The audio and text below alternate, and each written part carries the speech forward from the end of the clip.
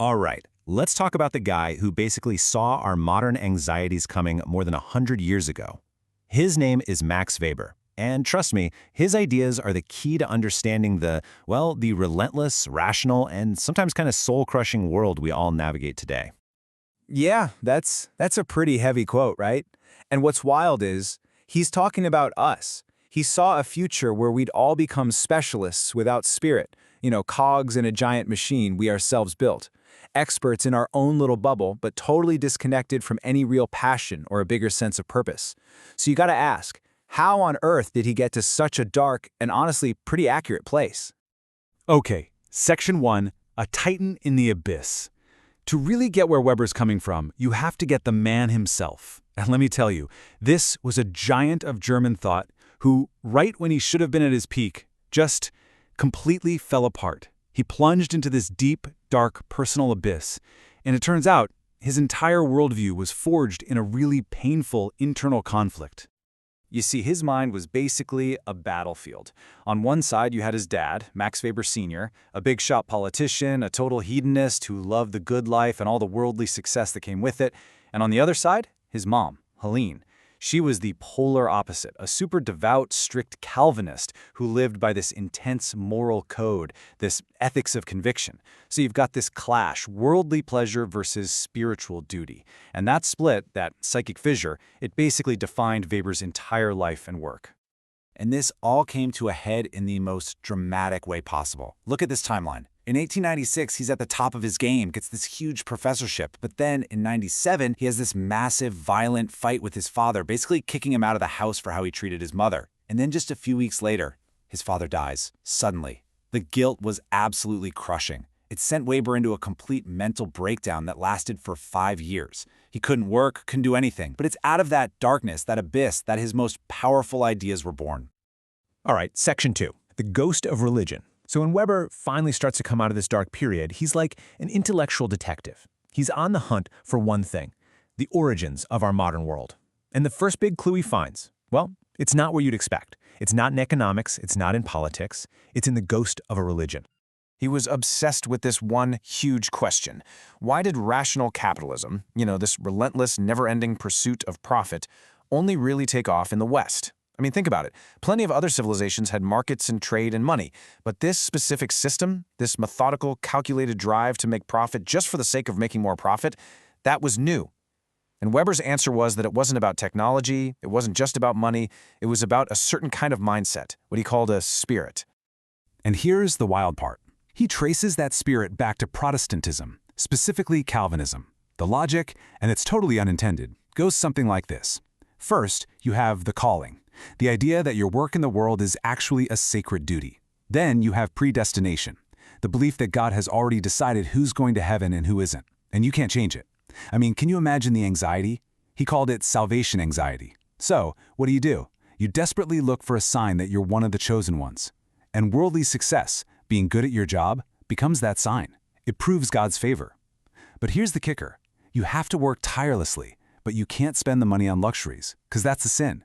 So what do you do with the profits? You reinvest them. You build up capital. And boom, right there, you have the psychological engine of capitalism, born not out of greed, but out of a deep, existential, religious terror. Okay, on to Section 3, building the iron cage. So the religious spark might have started the fire, but that fades over time, right? The machine of capitalism, though, it keeps going, and it needs a new way to organize everything. This is where Weber turns his attention to the actual machinery that runs our modern lives, bureaucracy. So, Weber asks, why do people obey authority? He says there are basically 3 reasons.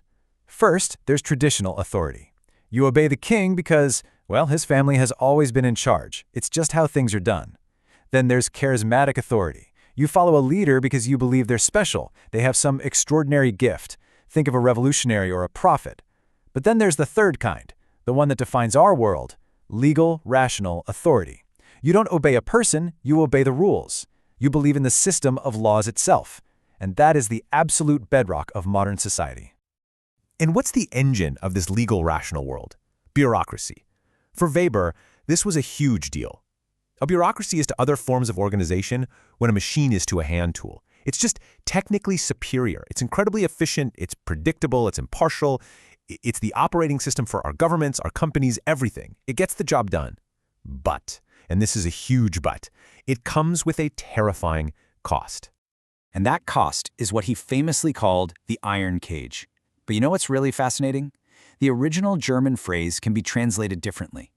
The first translation, iron cage, makes you think of a person trapped inside. But a more modern and maybe more accurate translation is a shell as hard as steel. And the implication there is way darker. It's not that we're trapped in something, it's that we ourselves have changed. We've become a new kind of creature that actually needs this rigid, soulless shell just to survive. So let's get to section 4, living without illusions. Okay, if we're living inside this shell, then what? How are we supposed to actually live a meaningful life? How can you be a free, moral person when you're surrounded by all these cold, impersonal systems? This is the question that absolutely haunted Weber at the end of his life. And his starting point for an answer is this concept he called disenchantment. It's this idea that science and rationality have basically chased all the magic out of the world. There's no mystery, no divine plan, no gods, no demons to tell you what's right or wrong. We live in a world where we believe that in principle, everything can be calculated and mastered. And that leaves us, well, completely on our own. We're left to choose our own values, to create our own meaning in what is essentially a meaningless universe. So, in this disenchanted world, Weber says we're caught in this constant, painful tug-of-war between two different ways of acting. On one hand, you have the ethic of conviction. This is where you act based on your deepest beliefs, your pure principles, and you don't care about the consequences. As he put it, the Christian does rightly and leaves the results with the Lord. But then there's the ethic of responsibility. This is where you have to think about the real-world consequences of your actions. You have to be willing to compromise, to get your hands dirty, to use power to achieve a practical, good outcome. And for Weber, the true political hero, the person with real dignity, is someone who can somehow hold both of these ethics at the same time. Someone who is mature enough to act responsibly, to understand compromise and the dirty realities of power, but who also has that inner conviction to know when the line has been crossed, to know the exact moment when compromise is no longer an option, and they have to plant their feet and say, "Here I stand, I can do no other." That, for Weber, was everything. Okay, final section. Section 5, Weber's unsettling legacy. So Weber dies in 1920, and a lot of his work is actually unfinished. But his ideas, man, they did not die with him. His diagnosis of the modern world became a kind of intellectual battlefield, and they've been challenging people ever since. I mean, people couldn't agree on what to make of him. You had American sociologists like Talcott Parsons who presented this very clean, sanitized version of Weber, turning him into a theorist of social harmony and stability. Then you had the Frankfurt School back in Germany who saw him completely differently. For them, Weber's idea of rationality was the terrifying logic that led straight to fascism and the Holocaust.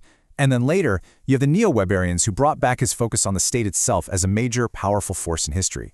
His work was just pulled in all these different directions. And his own personal political legacy is just soaked in tragic irony. See, Weber was deeply worried about Germany's new democracy getting choked by bureaucracy, just becoming paralyzed by rules. So he argued for creating a strong, directly elected president who would have emergency powers, someone who could provide that charismatic leadership when needed. The thing is, that exact mechanism he championed, it was used by Hitler to completely destroy that democracy. The very tool he designed to save the republic was used to kill it. So, at the end of the day, Weber doesn't really give us any easy answers. He's not the guy with a 10-point plan to escape the iron cage. What he gives us are the tools to see the cage for what it is, to diagnose our own condition. And he leaves us wrestling with this huge, unsettling question, one that feels more urgent now than ever. In a world of rules, systems, and processes, where do you find meaning? And how do you take responsibility for your actions? How do we stay human inside that shell as hard as steel?